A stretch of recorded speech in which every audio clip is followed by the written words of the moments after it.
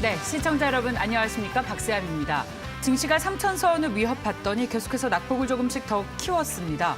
코스닥도 900선대 초반까지 떨어지면서 오늘 코스닥 시장 낙폭이 더 큰데요. 왜 그런가 봤습니다. 저희 최근에 국내 증시는 시작하면서 미국 증시와 완전히 연동이 되고 10시 반 이후에는 중국 증시 개장 이후로 중화권 증시에 연동이 되죠. 지금 아시아 증시 분위기 전체적으로 다 좋지가 않습니다. 특히 미국의 선물 지수가 1% 넘게 하락하면서 우리 증시도 함께 연동이 되는 상황이었고 요즘 시장에서 가장 중요한 변수가 금리와 환율이죠. 오늘 환율이 1,133원대에서 등락을 오가면서 외국인 투자자들의 수급 불안까지 부추겼습니다. 자, 오늘 오후에 아시아 증시가 왜 안 좋을까요? 지금 한 외신에서는 중국의 정부 당국자가 중국의 경기 회복세가 좋지 않다. 특히 해외 변수에 아직도 주목을 해야 한다라면서 앞으로 해외 발생 리스크에 주목해야 한다는 부정적인 발언을 내놓으면서 전반적으로 시장이 부담을 느끼고 있다는 해석도 나오고 있습니다. 특히 홍콩 항생지수가 기술주 중심으로 1.5%의 내림세를 나타내고 있네요.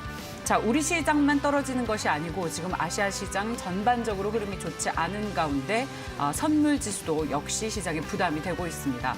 시장의 가장 변수가 되고 있는 금리와 환율 이슈에 주목하면서 오늘 시장 출발해 보도록 하겠습니다. 벤저민 투자연구소의 신일섭 소장 나와 계십니다. 어서 오십시오. 네. 특히 코스닥 시장 분위기가 좋지 않아서요. 개인 투자자분들의 근심이 더욱 클 것 같습니다. 네. 하락 원인 어디서 찾고 계세요?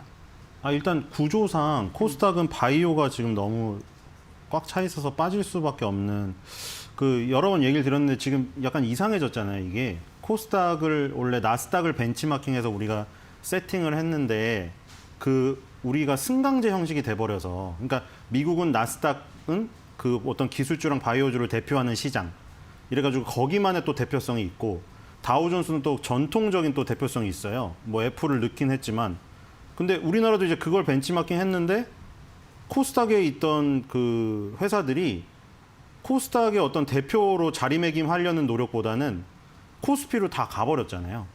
그러니까 기업을 욕할 수는 없는 거예요. 이게 우리나라 코스닥이 워낙에 체력이 약하고 외국인 기관 투자자들이 잘 봐주질 않기 때문에 당연히 코스피로 가고 싶겠죠. 그래서 빠져나간 종목들의 면면을 보면 뭐 우리나라를 다 이끌어가고 있는 업체들이거든요. 카카오 예전에 다음이었고, 그렇죠? 카카오 있고, NC소프트 있고, 셀트리온 있고, 하나투어 이런 각 업종에서 1위를 하는 업체들이 코스닥에 원래 상장을 했는데 다 코스피로 이전을 해버렸어요. 그러니까 그게 근본 원인이에요. 이렇게 하락장에 여러 업종이 섞여 있어야 업종별로 어떤 특징이나 사이클이 다 다르잖아요. 그러니까 포트폴리오가 구성이 되어 있어서 계란 색깔이 다 달라서 보호를 해줘야 되는데 다 떠나버리고 그냥 바이오만 남아있는 거예요. 근데 지금 바이오 아시다시피 HLB 이후로 좀 안 좋아진 상태에다가 네. 셀트리온의 레키로나주 그것도 사실은 중증 환자들이 있는 곳으로 이제 가야지 조금 그게 나오는 것이어서 그래서 일단 구조적인 문제가 크다. 저는 일단 그렇게 생각이 됩니다. 지금 같은 저평가에서는 쉽지 않겠네요. 코스닥 시장. 지금은 쉽지가 않죠. 네. 코스닥이 쉽지가 않아요.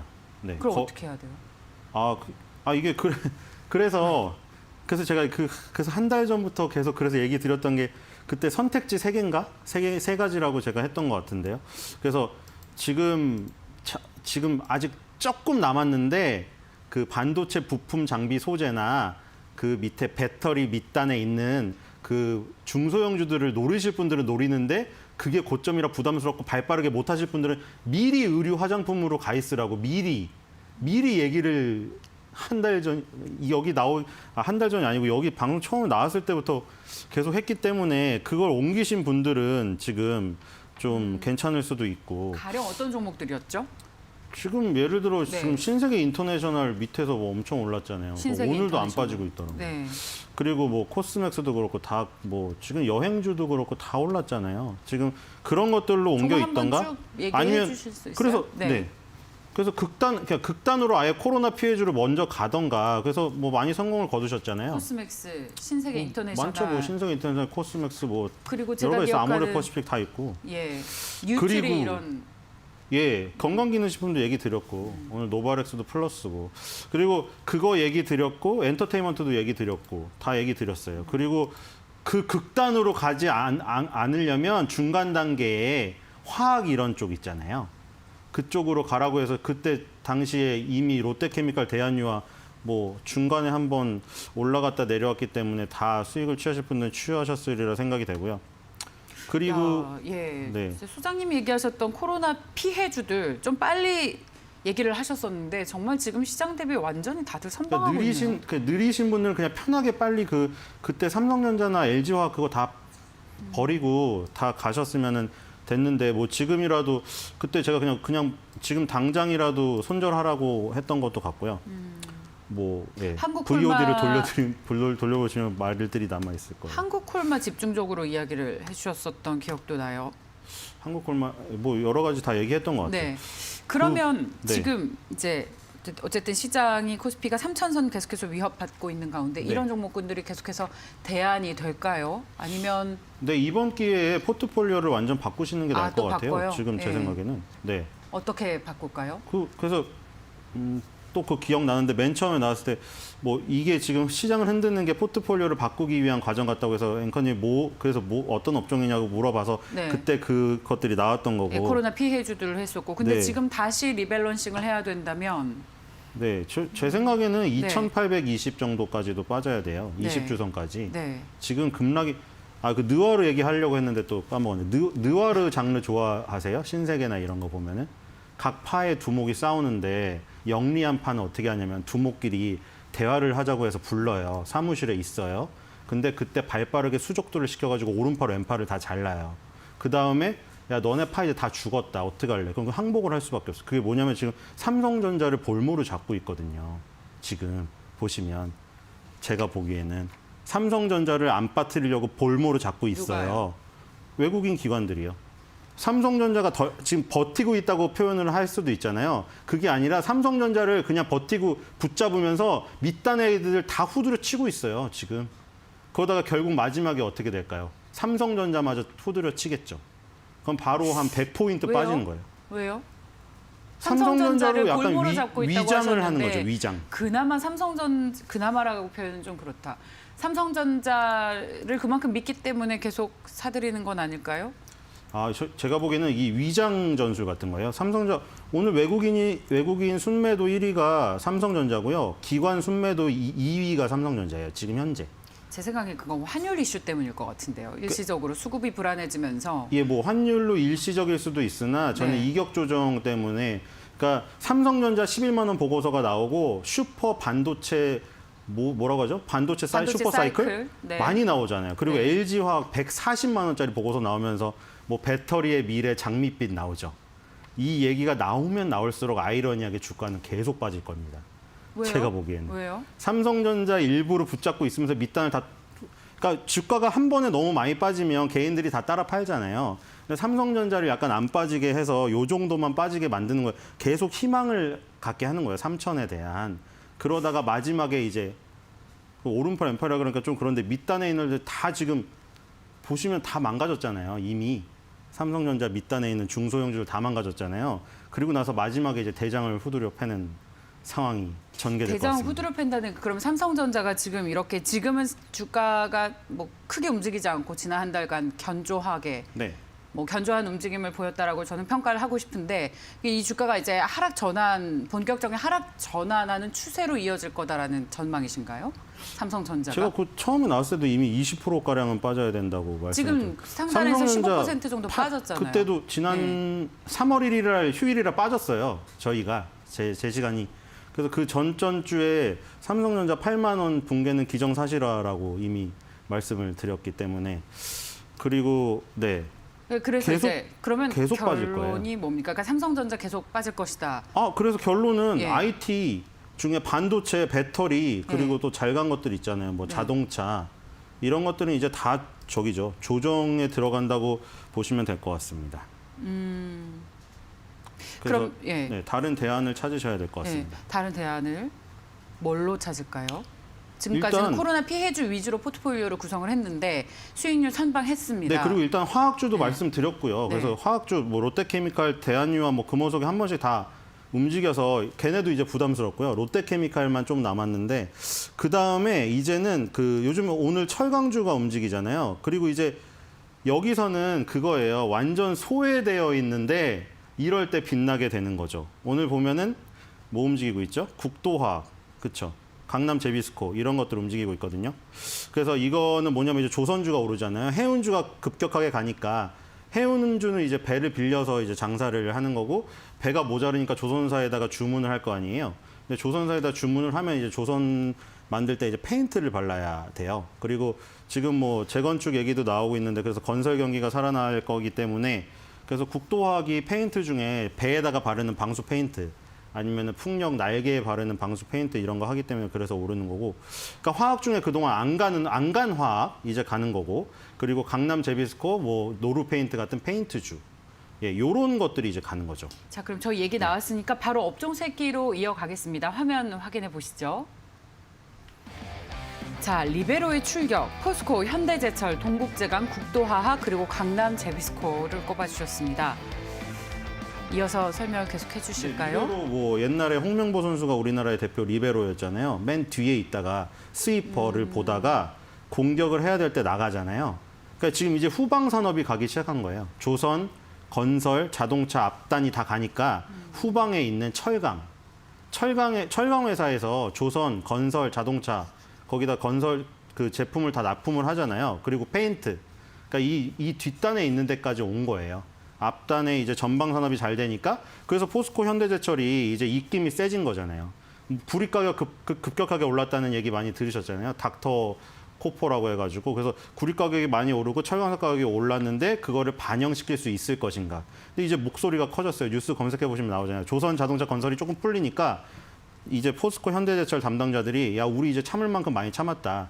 국제 그 원자재 가격도 많이 오르는데 우린 더 이상 못 참아 하면서 지금 철강제 열연 가격을 계속 올리고 있어요. 열연이 이제 기본이 되는 가격이거든요. 그래서 그 가격을 계속 올리면서 반영을 시키니까 굉장히 좋아지는 그런 상황이죠.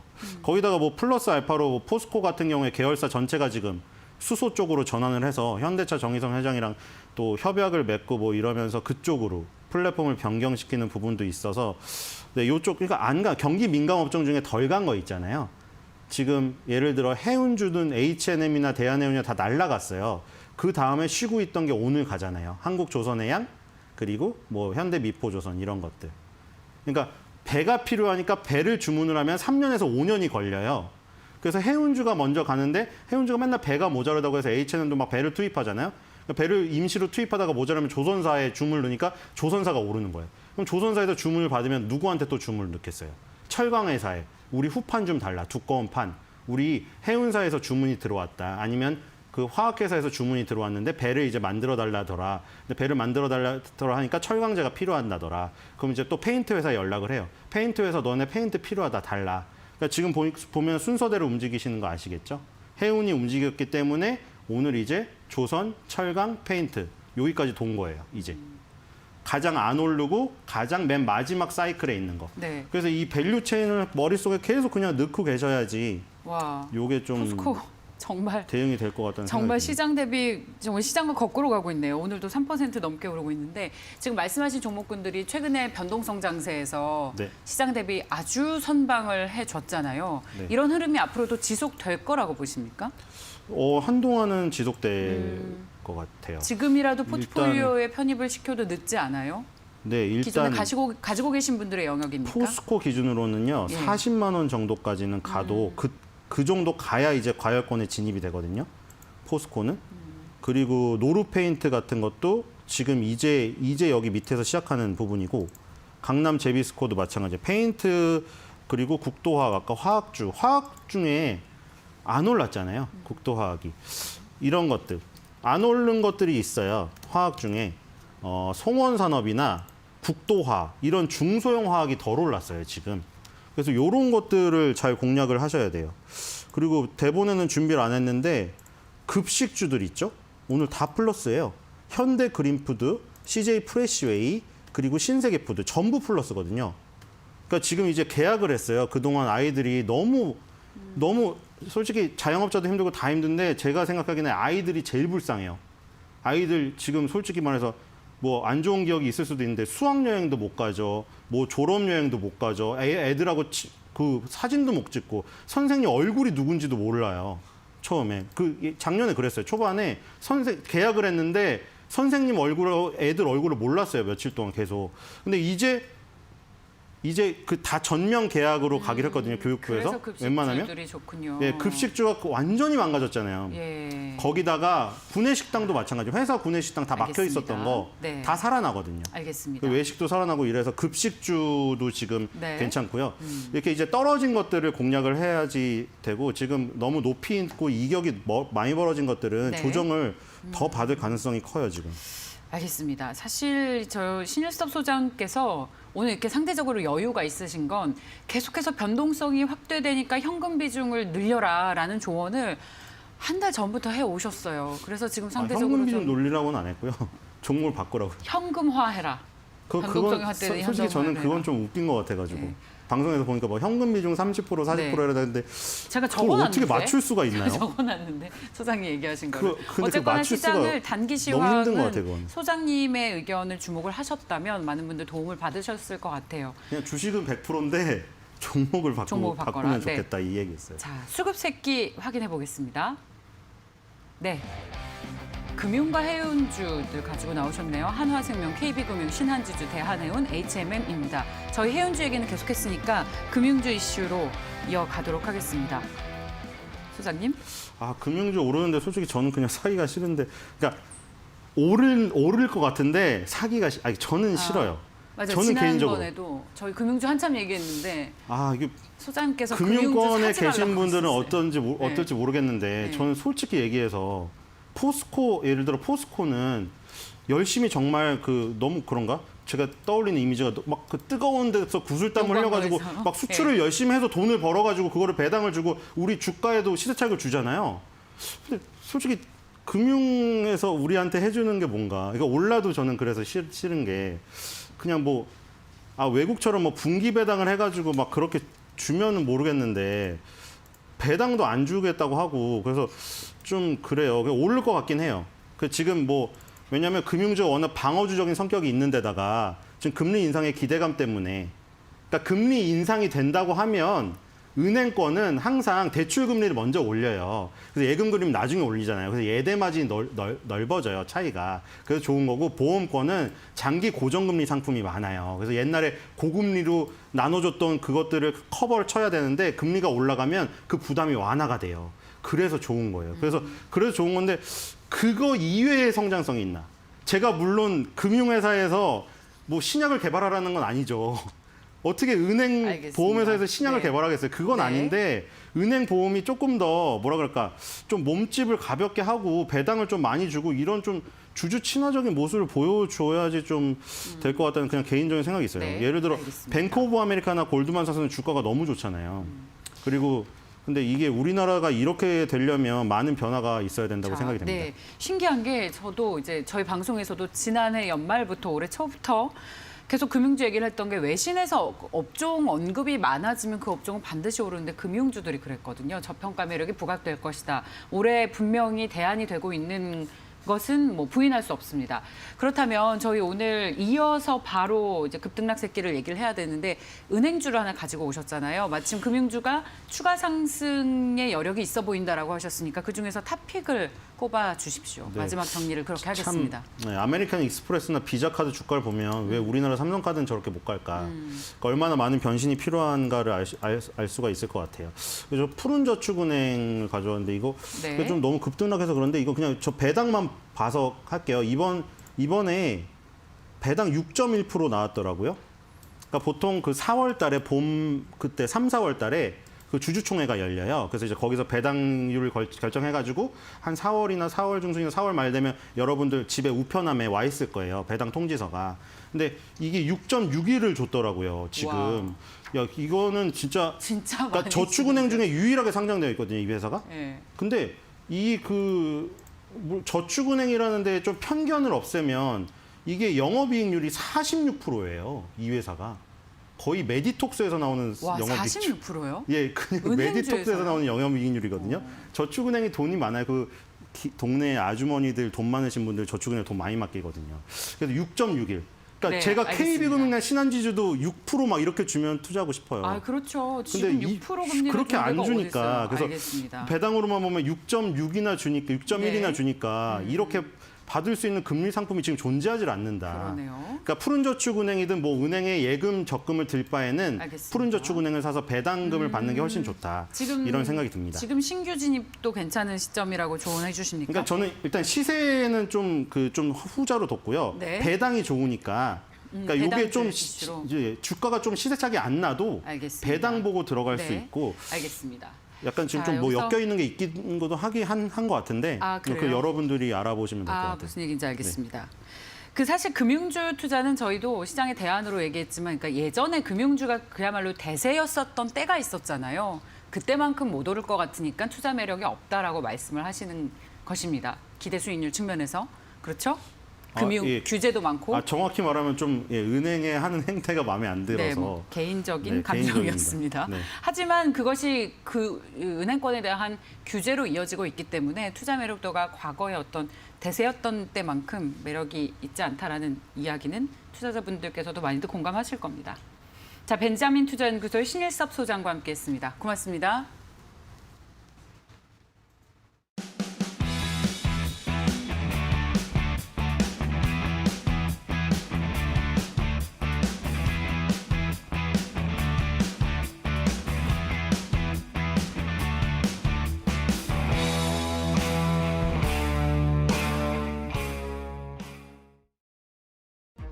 마케팅 이슈 시간입니다. 오늘 시장의 주목을 받았던 특징주 동시호가 상황을 확인해 보도록 하겠습니다.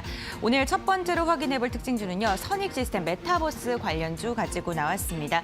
미국 어린이들에게 정말 큰 인기를 끌고 있는 모바일 게임 로블록스가 이번 주 수요일인 10일 나스닥 시장 상장을 앞두고 있습니다. 최근에 우리 시장에서도 메타버스라는 신규 섹터가 생길 만큼 시장에 많은 주목을 받고 있는데요. 선익 시스템 같은 경우에는 메타버스에 필요한 AR, VR 장비에 OLED를 만드는 기업으로 많은 주목을 받았습니다. 지난 3일에는요, 상한가에 안착하는 모습도 보였었는데요. 오늘까지도 강세 흐름을 이어갔습니다. 지금 4거래일 연속 오름세가 집계되고 있고요. 오늘 장중에는 16% 넘게 상승하면서 52주 신고가를 새롭게 쓰기도 했었습니다. 오늘 이렇게 장중에 급등한 뒤에 차익 실현 매물 나오면서 상승폭을 반납하긴 했지만 그래도 여전히 8%대 오름세가 집계가 되면서 2만 원대 넘으면서 종가가 체결될 것으로 보입니다. 두 번째 특징주 확인해 보겠습니다. 두 번째 특징주는요, SOE 유가 관련 종목 가지고 나왔습니다. 국제 유가 상승이 주가에 탄력을 줬을 뿐만 아니라 SOE이 연료전지 기반의 청정 에너지 솔루션을 제공하는 기업인 FCI와 전략적 협약을 체결했다는 소식이 들려지면서 오늘 주가가 격포제를 안고 장 초반에 급등의 움직임이 나타났었는데요. 이 FCI는요, 특허를 40여 건 보유하고 있는 한국과 사우디의 합작 기업입니다. 그런데 SOE이 지분의 20%를 확보하고 국내 최대 주주로서 자리를 매김한다고 하는데요. 이렇게 수소 산업에 대한 진출 기대감이 주가를 끌어올렸었습니다.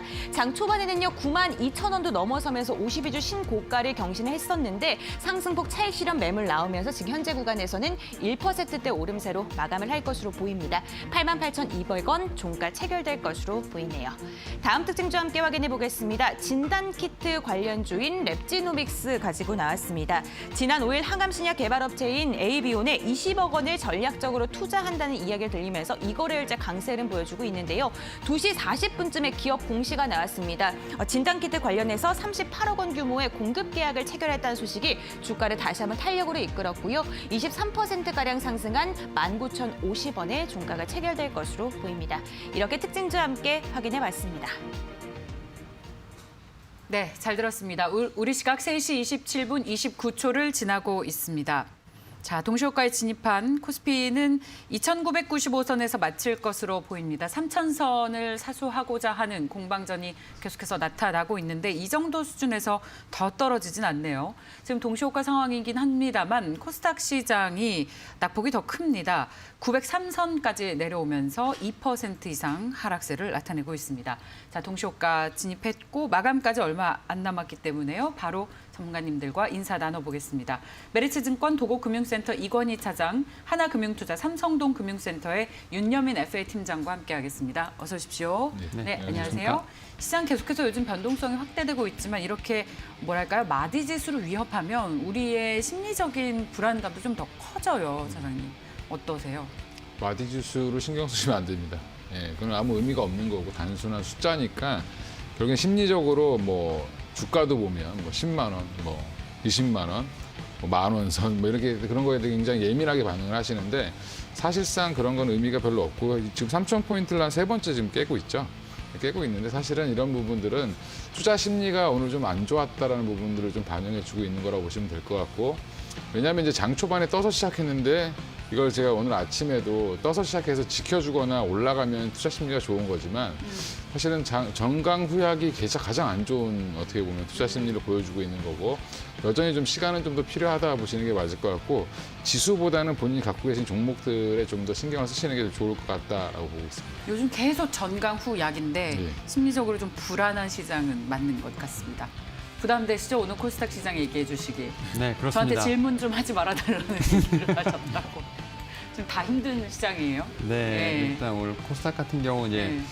900선을 보려는 좀 약간 지지력 테스트가 좀 나온 것 같아서 사실은 이제 코스닥을 좀 투자를 하신 분들 같은 경우는 오늘 좀 상당히 체감이 좀 크다고 좀 볼 수 있을 것 같습니다. 특히 이제 시가총액 상위 종목들의 어떤 낙폭이 워낙 크기 때문에 네.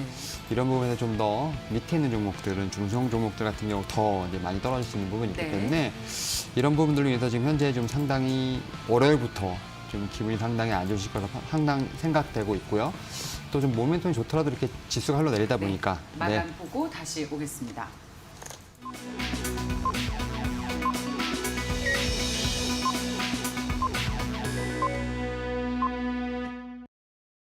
네, 오늘 하루도 고생 많이 하셨습니다. 3월 8일 월요일 주식시장 마감됐습니다. 지수 확인하고 가겠습니다. 자, 코스피는 2,996.88선에서 마쳤습니다. 29포인트의 내림세로 0.97% 하락세를 보였습니다. 3,000선에서 공방전을 벌였습니다만 3,000선을 하회했는데요. 오늘 이건희 차장께서 마디 지수에 연연하지 말라라고 하셨기 때문에 큰 의미를 부여하진 않겠습니다. 자, 코스닥 900선을 좀 위협하나 싶었는데요. 900선 사수했군요. 904.93선에서 마치면서 2%의 내림세를 보였습니다. 환율이 1,133선까지 오르면서 오늘 외국인 투자자들의 매도 심리를 좀 부추겼던 하루였는데요.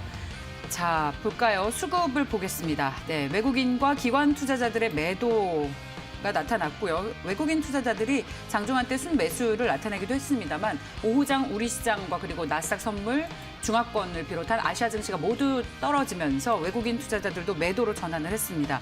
금융 투자를 중심으로 연기금과 금융 투자를 중심으로 한 기관 투자자들의 매도 또한 시장에 부담이 됐고 오늘도 개인 투자자들은 코스피와 코스닥 양시장에서 적극적으로 순매수를 나타냈던 것이 역시 특징입니다.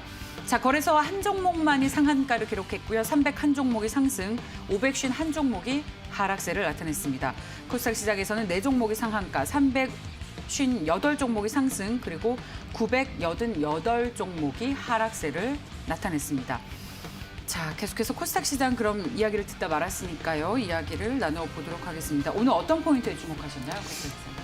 이제 뭐 차장님께서 말씀하신 것처럼 이제 지수보다는 좀 개별적인 종목에 좀 신경을 썼는데 사실은 이제 코스닥 같은 경우는 그럼에도 불구하고 좀 계속해서 모든 종목들이 좀 흘러내리는 좀 모습을 좀 보여주고 있는데 결국 어떤 종목에 대한 실적과 모멘텀보다는 어떤 지수가 좀 흘러내리다 보니까 이제 이 종목에 대한 부분 물론 이제 개별적인 모멘텀이 있다 하더라도 대부분의 종목은 좀 많이 흘러내렸다라고 볼 수 있을 것 같은데 결국 이제 수급적인 측면에서 봤을 때 보게 된다면 사실 이제 환율 같은 경우는 제가 볼 때 어느 정도 좀 그래도 지지를 했다고 생각을 합니다. 외인의 어떤 매도세가 있었음에도 불구하고 결국 어떤 환율이나 어떤 외인의 매도세보다는 좀 기관의 좀 매도세가 좀 더 계속 신경이 쓰인다라고 볼 수 있을 것 같습니다. 물론 이제 이제 코스피에 비해서 코스닥 같은 경우는 기관의 매도세가 좀 그나마 적습니다만 그럼에도 불구하고 계속해서 좀 매도세가 나온다는 점, 특히 기관이 좀 계속해서 좀 발목을 잡고 있는 느낌을 좀 지울 수 없다라고 좀 볼 수 있을 것 같고요.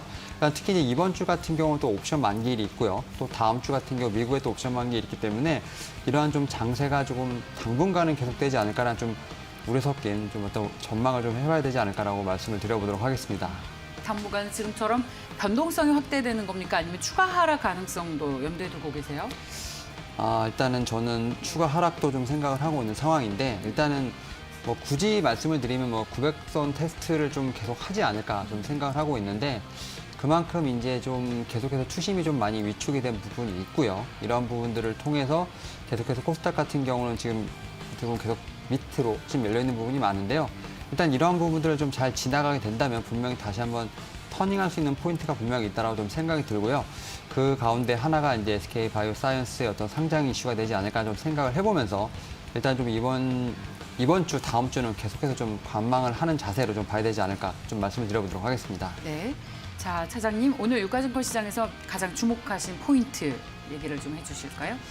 여전히 이제 뭐 미국에서 좋은 뉴스가 나왔는데 그 재료는 사실 소멸됐죠. 어떻게 보면 1조 9천원의 부양책이 나왔고 그걸로 인해서 결국 미 국채 금리는 오히려 또 상승하는 모습을 보였고 그 채권 발행 물량이 늘어날 수밖에 없는 상황이다라는 부분. 그래서 이제 3월 17일 날 뭐 연준에서 어떤 발언을 해주느냐가 되게 중요한데 그때까지는 사실은 연준의 입장을 알 수가 없는 상황이기 때문에 당분간 시장은 좀 재미없는 시장이 이어질 가능성이 높다라고 보고 있고요.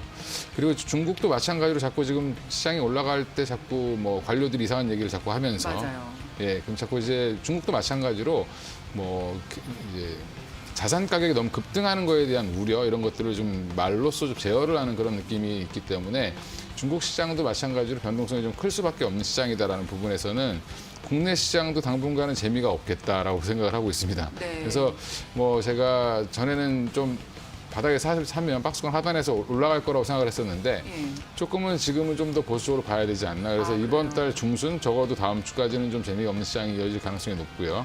추가 하락도 조금 나올 가능성도 높다라고 보고 있습니다. 그리고 뭐 3월 정도가 지나서 1분기 실적이 어느 정도 마무리되는 단계가 들어갈 때 오히려 이제 숫자로 해서 시장이 좀 회복된다. 숫자가 더 강해서 오히려 뭐 지금 금리 상승 부분을 충분히 커버할 수 있다라고 생각이 들면 그때 자신감 있게 좀 올라가지 않겠나. 그래서 뭐 본격적인 상승이 나올 거는 제가 볼 때는 3월 말, 4월 초 이런 게 만약에 실적이 좋다라고 하면 뭐 그렇게 좀 보고 있습니다. 표는. 실적 우리 기업의 실적 말씀하시는 거예요? 예, 맞습니다. 실적 발표 이후로 예. 얘기를 하시는 거예요? 이제 뭐 3월이 이제 마무리되면 예, 1분기에 어느 정도 이제 뭐 수출입 데이터라든지 뭐 기업의 실적이 추정치들이 이제 추정치가 정확히 나오기 때문에 네. 그때쯤 되면 뭐 어떻게 보면 펀더멘털로 올라갈 수 있는 시장이 나올 수도 있다 보고 있습니다.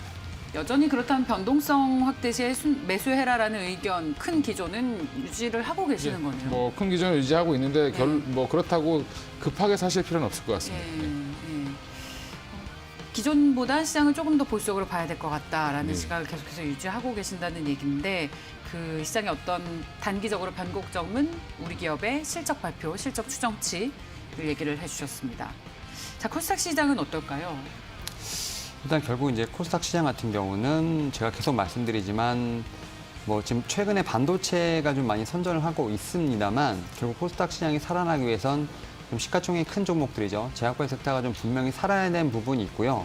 사실 지난주 한 말 정도 했을 때 좀 제약바이오 섹터가 좀 지지받는 모습을 좀 보여줬었습니다. 일단은 코스닥 이제 지수 같은 경우는 사실은 이제 1월 이제 25일 한 1007포인트를 찍고 나서 어느 정도 좀 횡보를 하다 좀 이렇게 좀 가라앉은 모습을 좀 보여줬는데 사실 제약바이오 섹터 같은 경우는 이제 거의 1월 초부터 지수와 상관없이 거의 2달 내내 지금 뭐 하방을 좀 계속해서 꽂은 부분이 있거든요. 근데 이제 지난주부터 어느 정도 좀 바닥이 나온 좀 징후들이 보였는데요. 일단 뭐 대표적인 뭐 종목들이죠. 뭐 알테오젠이라든지 뭐 셀트리온 헬스케어 같은 이런 종목들 같은 경우 좀 어느 정도 좀 하방 압력을 좀 받으면서도 좀 어느 정도 좀 지지하는 모습을 보여줬는데 일단 오늘 같은 경우 또 다시 한번 또 저점을 깨는 모습을 좀 보여줬습니다. 이에 따라서 일단은 좀 제약바이오 섹터가 좀 힘을 내줘야 되는 부분이 있는데 이런 부분들이 계속해서 좀 수급이 안 들어가고 지금 모멘텀이 별로 부각이 되지 않다 보니까 계속해서 지금 지수 전체 자체가 좀 계속 하락하는 모습을 좀 보여주고 있다라 말씀드릴 수 있을 것 같고요. 제가 앞서 말씀드린 것처럼 지금 제약바이오 섹터 같은 경우는 그래도 좀 이벤트가 있습니다. 뭐 일단 SK 바이오사이언스의 어떤 상장 이슈라든지 뭐 이제 미국 아마케 같은 이제 글로벌적인 이벤트들이 좀 있기 때문에 이러한 부분들에 좀 기대를 해봐야 되지 않을까 좀 생각을 하고 있고요. 현재 상황에서도 제약바이오 섹터 같은 경우는 계속해서 지금 종목별 장세가 좀 차별화되고 있다고는 하지만 시가총액이 좀 높은 종목들 같은 경우는 계속해서 지금 어떻게 보면 계속 차익 실현이 나오고 있다고 볼 수 있는 부분이 있기 때문에 좀 쉽사리 손이 가지 않는 좀 섹터라고 좀 말씀을 드릴 수 있을 것 같습니다. 그러면 좀 당분간 그런 섹터에 보수적으로 대응하자라는 투자 의견도 갖고 계신 겁니까? 예, 일단 뭐 제약바이오 섹터를 좀 새로 신규로 하고자 하시는 분들 같은 경우는 일단은 급할 필요 없다고 말씀을 드릴 수 있을 것 같고요. 일단 기존에 보유하고 계신 분들 같은 경우는 사실 아직까지 좀 진바닥이 확인이 안 됐다고 됐다. 생각이 들기 때문에 일단은 좀 쓰라리지만 좀 기존 분을 좀 홀딩하셨다가 분명히 제약바이오 섹터는 이렇게 한번 오를 때 좀 급하게 올라갈 수 있는 어떻게 보면 빨리 회복할 수 있는 부분이 있기 때문에 그때 시점에 좀 어떤 추가 매수의 어떤 관점으로 좀 보유를 하시면 좋지 않을까라고 말씀을 드려보도록 하겠습니다. 자, 제약바이오주 코스닥 시장에서 불은 꺼지지 않았다. 하지만 진바닥은 아직 아니다. 네. 더 떨어질 가능성도 있다라는 내용으로 얘기를 해주셨습니다. 자, 차장님, 코스피에서 어떤 종목에 주목하셨습니까? 일단 요즘에 뭐 경기 민감주 관련돼서 뭐 철강이나 화학이나 뭐 금융 쪽이 좀 좋은데 네. 그쪽 뭐 다들 아실 테니까 예. 운송도 되게 좋은데 특히 이제 이런 좀 재미없는 시장에서는 사실은 상승 추세가 굉장히 공고한 종목, 탄탄한 종목을 따라서 추세 매매를 하시거나 아니면은 뭐 일부는 눌림목을 잘 주고 있는 아니면 기간 조정을 잘 받고 있는 종목들을 분할 매수하시는 관점이 좀 유효할 텐데 뭐 첫 번째로 이제 HMM을 갖고 나왔습니다. 일단 뭐 그 외에도 뭐 대한해운부터 시작해서 해운주들이 뭐 되게 좋죠. 펜오션도 마찬가지고 HMM이 가장 대장이라고 봤을 때 현대상선으로 다 아실 텐데 최근에 추세가 무너지지 않고 오늘도 사실은 견조한 흐름을 보여줬고요. 다른 종목들은 지금 오히려 좀 하락을 많이 했는데도 불구하고 뭐 상승을 유지했다는 부분에서는 여전히 좀 좋다. 그리고 1분기 실적도 굉장히 양호할 걸로 지금 너무 좋을 걸로 지금 전망을 하고 있는데 가이던스는 8천억 이상 영업이익을 낼 걸로 예상을 하고 있어서 일단 HMM을 좀 보시는 게 뭐 지금은 좀 눌림목이 나오거나 5일선 정도 매매를 하셔도 충분히 괜찮다라고 보고 있습니다. 아, 지금 HMM 얘기하기에는 좀 그렇잖아요. 그러니까 월봉 보시면 전혀 안 그렇습니다. 아, 늘 월봉 얘기하시는데 좀 그렇죠. 지금 그러니까 차트를 보시고 매매를 하시면 절대 따라가지 못하는 종목인데 사실은 PER이라든지 예상 실적을 보면 예. 지금도 여전히 싸다라고 보시는 게 맞습니다. 너무 단호하게 얘기를. 저의 이런 어떤 뭐랄까요? 이런 문제 제기가 전혀 문제가 안 된다라는 네, 문제 안 됩니다. 말씀이세요? 예. 알겠습니다. 그러면 HMM 만약에 그래요. 월봉으로 보면 이제 맞아요. 아직 바닥권인데 그럼 그만큼 장기 투자를 고려하고 계시는 투자 의견이십니까? 장기 투자라기보다는 지금부터 한 6개월까지는 계속 좋을 수밖에 없는 상황이고 경기 회복의 신호탄에서 가장 좋은 거는 결국에 물동량의 증가인데 결국에 이제 컨테이너선의 가장 우리나라 뭐 대표 기업 하나밖에 찾으라고 하면 HMM밖에 없죠 지금. 사실 한진해운이 없어졌기 때문에 물동량 계속 증가하고 있고 운임도 계속 좋아지고 있는 상황에다가 네. 이제 이게 바로 이제 뭐 어떻게 보면 지금 신호탄이기 때문에 일정 부분 반영이 됐다 하더라도 추가 상승 여력은 충분히 있다. 저는 그래서 개인적으로는 한 25,000원 이상은 충분히 가지 않겠나 보고 있습니다. 이 해운주들 중에 같이 가는 친구들 있잖아요. 펜오션, 대한해운 이런 종목군들도 있는데 역시나 1등이 가장 좋다. 뭐 자세히 보면 컨테이너는 HMM이고 뭐 벌크 같은 경우는 페노션이랑 대한해운이라고 보시면 될 것 같은데 네. 사실은 그 벌크도 여전히 좋습니다. 좋은데 이제 뭐 BDI 지수를 좀 보시면 되겠지만 페노션도 지금 상승이 가파른 이유 자체가 예전에 이제 HMM 먼저 가다가 페노션이 따라오는 이유는 철강석이라든지 이런 원재료들이 좋다는 이유는 결국에는 물동량이 많아지고 결국에는 지금 수요처가 많아졌기 때문에 그만큼 운임도 올라가고 있다라고 보시면 될 것 같고요. 네. 그래서 굳이 이제 이쪽 섹터들은 제가 볼 때는 대한해운도 그렇고 페노션도 추가 상승 여력은 더 있다라고 보고 있습니다. 알겠습니다. 자, 지켜보겠습니다. 코스닥 시장은 대안이 될 만한 종목 혹은 지금 관심 가지면 좀 유의해야 될 만한 그런 종목 조언 있으면 좀 해주세요. 일단 저는 휴대폰 관련 네. 종목을 좀 가지고 왔는데 네. 일단 최근에 좀 뉴스가 나왔습니다. 삼성전자가 이제 최근에 이제 플래그십 이제 스마트폰 갤럭시 S21을 지금 판매량이 좀 나왔는데 국내 첫 달 판매량이 지금 4년 전이죠. 갤럭시 5S 쪽이랑 좀 판매 수준이 좀 비슷하다라고 좀 나왔습니다. 결국 이제 휴대폰 판매량이 증가하고 있다라는 부분들, 이제 뭐 소비재 관련된 부분들이 좀 증가하고 있는 부분이 있기 때문에 이런 부분을 위해서 좀 어떻게 보면 스마트폰 관련된 종목들이 좀 다시 한번 도약을 하지 않을까 좀 생각을 하고 있는데 뭐 일단 뭐 파트론과 KH 바텍 정도가 좀 대안이 되지 않을까 좀 생각을 하고 있는데 일단 뭐 KH 바텍 같은 경우는 일단 뭐 성장 궤도에 좀 본격적으로 진입했다라는 좀 생각이 들고 있습니다. 특히 이제 모바일 쪽으로 봤을 때는 인도 쪽에서 법인이 좀 가동 효과가 되고 있는 부분이 있다라고 말씀드릴 수 있을 것 같고요. 특히 이제 폴더블 관련돼서 올해 좀 성장 동력으로서 좀 상당히 좀 자리를 잡은 모습을 좀 보여주고 있는 부분이 있기 때문에 일단 이런 부분에서 좀 상당히 주가가 좀 어느 정도 지금 상황에서도 견조하게 버텨주고 있지 않나 좀 생각이 들고 있고요. 특히 이제 차량용 부품 쪽으로도 좀 어떻게 보면 진입을 한 부분이 있기 때문에 KH바텍 같은 경우는 제가 볼 때는 좀 휴대폰 관련 종목 중에서 좀 봐야 되지 않을까 좀 생각이 들고 있고요. 일단 현재 오늘 같은 경우도 좀 강보합을 좀 마감을 했습니다. 이 종목 같은 경우는 뭐 그래도 한 25,000원까지는 충분히 갈 수 있는 좀 종목이라 말씀드릴 수 있을 것 같습니다. 실적 전망치가 괜찮나요? 왜냐하면 지난 3분기에 이제 4분기 실적에 대해서 실적 추정치를 낮추면서 증권사들이 목표가를 하향 조정하는 보고서들을 좀 내놨었던 적이 있어요. 그러니까 그런 부분이 해소가 됐습니까? 네, 일단 뭐 파트론이나 KH바텍 같은 경우 작년에 사실 다 좋진 않았습니다. 일단 그런 부분들이 결국 이제 기저 효과로 나타날 수 있는 부분이 있다라고 말씀드릴 수 있을 것 같고요. 물론 이제 절대적 수치로 보게 되면 일단은 뭐 예년보다 좀 분명히 떨어질 수 있는 부분이 있습니다만 결국은 이제 기저 효과로 된 부분을 봐야 될 것으로 판단되고 있고요. 결국 이제 작년보다는 올해 나오는 실적을 집중해야 될 때가 아닌가 좀 생각이 들고 있습니다. 그리고 이제 휴대폰 관련된 종목들이죠. 사실 뭐 통신 관련된 종목도 그렇고 이제 너무 사실 이제 그 관심을 못 받은 부분이 있기 때문에 이런 부분에 다시 한번 좀 터닝 어라운드가 좀 있지 않을까라는 좀 생각에서 말씀을 드려보도록 하겠습니다. 네, 알겠습니다. 자, 아쉽게도 오늘도 시간 여기서 마무리 짓겠습니다. 메리츠증권 도곡금융센터 이권희 차장, 하나금융투자 삼성동 금융센터의 윤여민 FA 팀장과 함께했습니다. 고맙습니다. 네, 수고하셨습니다. 자, 내일장 전략을 세워보도록 하겠습니다. 화상으로 연결되어 있습니다. 네, 카카오페이 증권의 윤정식 부장입니다. 부장님 안녕하세요. 네, 안녕하세요. 네. 자, 오늘 하루 어떠셨습니까?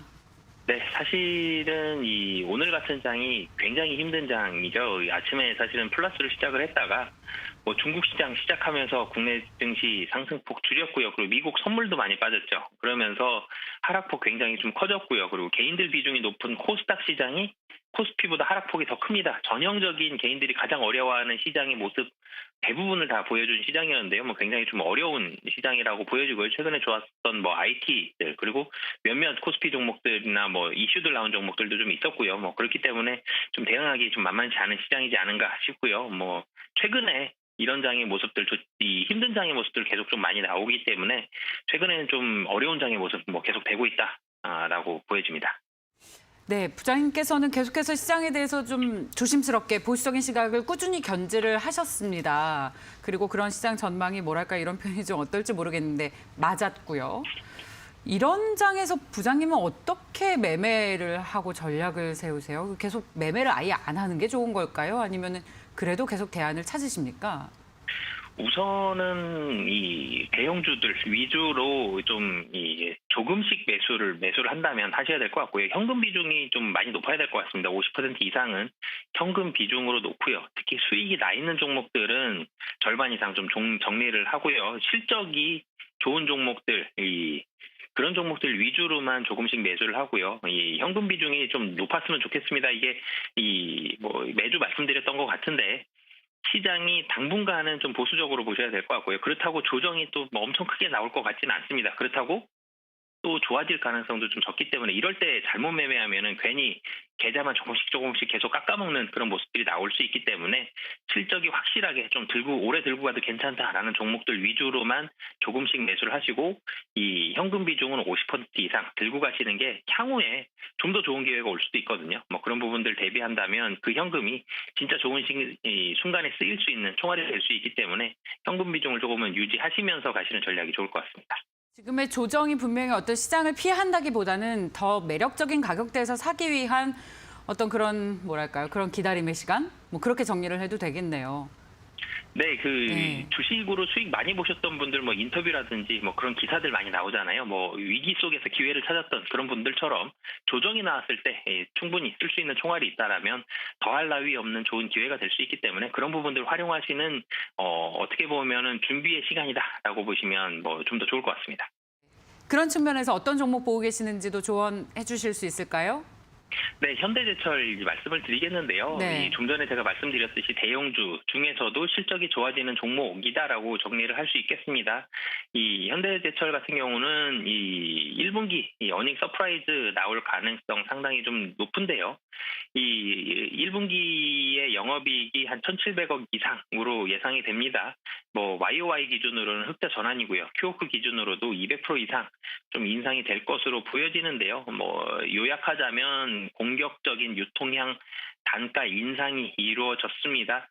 현재 진행 중인 이 자동차 강판 그리고 조선용 후판 가격이 이 인상이 기대가 되고 있는데요.